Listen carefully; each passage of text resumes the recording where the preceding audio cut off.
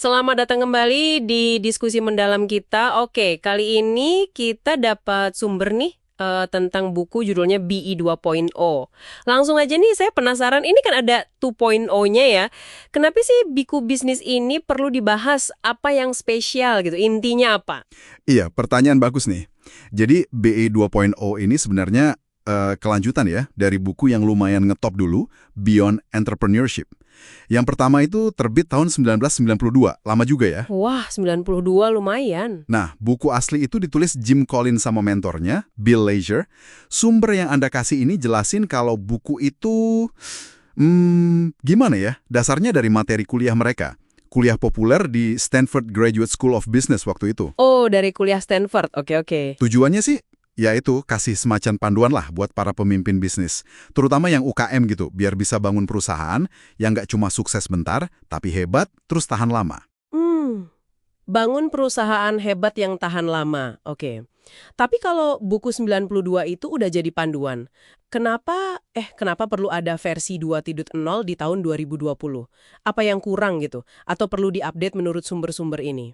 Nah, ini dia nih, poin kuncinya. Sumber-sumber ini bilang ada dua alasan utama kenapa diupdate. Pertama, ternyata kerangka berpikir sama prinsip-prinsip inti dari buku 92 itu masih relevan banget. Puluhan tahun loh. Masih relevan ya? Wow. Iya, ini nunjukin kalau fondasinya kuat banget kan. Tapi alasan kedua ini yang signifikan. Jim Collins ngerasa, wah banyak banget pembelajaran sama riset baru yang dia kumpulin. Hampir 30 tahun kan jedanya sejak buku pertama terbit itu. Jadi dia pengen masukin semua wawasan baru itu. 30 tahun riset baru? Pasti banyak banget ya. Wawasan baru soal apa aja tuh misalnya yang ditambahin di BE 2.0 ini? Ada bocoran dikit nggak dari sumbernya? Ada. Sumbernya nyebutin Collins nambahin materi yang cukup dalam ya, di area-area penting. Kayak soal keputusan terkait orang. Ini bukan cuma rekrutmen biasa loh. Oh ya? Gimana tuh maksudnya? Lebih ke siapa orang yang tepat di kursi yang tepat. Kenapa itu kadang lebih penting dari strategi awal malah. Menarik. Terus apa lagi?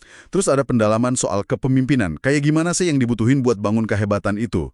Gimana ngerumusin visi yang benar-benar jadi panduan, strategi yang efektif, bahkan soal keberuntungan. Keberuntungan? Dibahas juga? Iya, gimana pemimpin hebat itu ngadepin faktor luck atau nasib buruk. Katanya sih hampir setengah isi BE 2.0 ini materi baru semua. Setengah buku baru. Wah, bukan sekedar revisi kecil ya berarti. Betul, bukan cuma polesan. Terus gimana cara dia nyajiinnya? Materi lama sama baru ini digabung gimana? Apa ditulis ulang semua? Nah, cara nyajiinnya ini unik nih. Sumber Anda ngegambarnya bagus banget. Collins pakai analogi kayak ngerenovasi rumah klasik gitu. Rumah klasik maksudnya? Jadi teks asli dari tahun 92 itu dipertahanin apa adanya. Kayak fondasi rumahnya lah. Terus materi baru hasil riset 30 tahun itu disisipin. Kayak nambahin bangunan baru yang gede gitu. Bisa bentuknya bab baru atau esai pendek judulnya Pandangan Jim dari 2020. Oh, jadi pembaca bisa lihat yang lama sama yang baru sekaligus ya? Bisa bandingin gitu? Iya, bisa lihat evolusi pemikirannya, tapi fondasi awalnya tetap ada. Jadi bukan sekedar cetak ulang, ini integrasi yang dipikirin matang gitu. Pendekatan yang menarik ya, kayak lihat lapisan sejarah pemikiran gitu jadinya. Tadi Anda nyebut Bill Leisure yang nulis bareng buku pertama. Gimana perannya di versi 2.0 ini? Kan bukunya terbit setelah beliau wafat ya?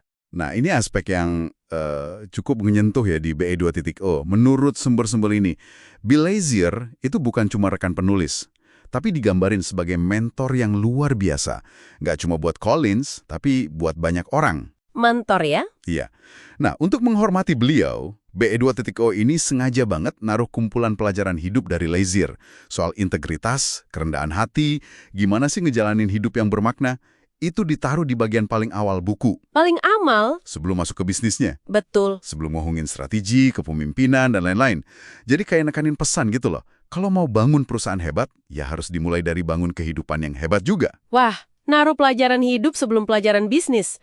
Itu statement kuat sih soal prioritas. Oke, jadi kalau kita rangkum nih dari diskusi kita berdasarkan sumber-sumber Anda ini, BE 2.0 itu intinya apa sih?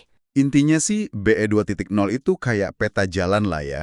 Peta jalan yang udah diupdate, diperkaya banget buat bangun perusahaan hebat yang awet.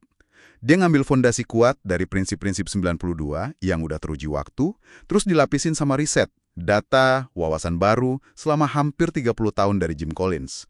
Fokusnya itu udah lebih dari sekedar mulai bisnis, tapi gimana mencapai kehebatan jangka panjang.